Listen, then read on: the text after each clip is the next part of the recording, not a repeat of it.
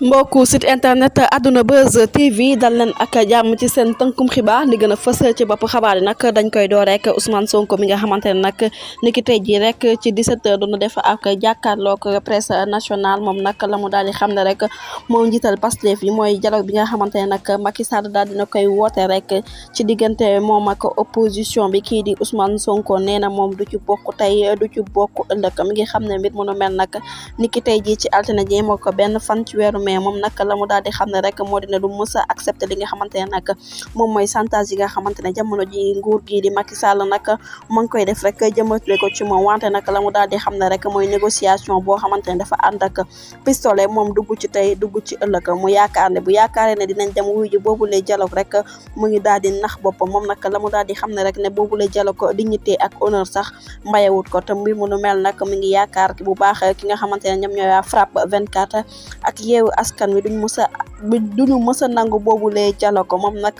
la mu daal di xam ne rek ginnaaw ay kàddu yu yëkkati nag mer ba futu rek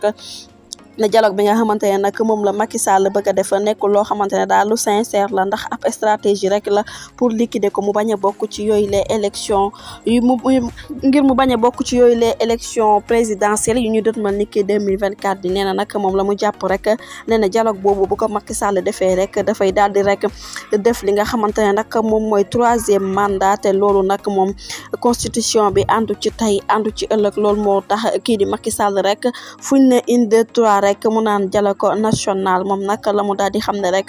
moo di nag génération bi nag yaakaar na ne yeewu nañ bu baax waaye nag deal bi nga xamante ne nag moom lay Macky Sall di woote rek du sotti loolu daal la daal di xam ne rek ci ab jàkkaarloo bu mu doon def ak taskatu xibaar yi mbokk site internet Adouna Buzz loolu moo gënoon a fës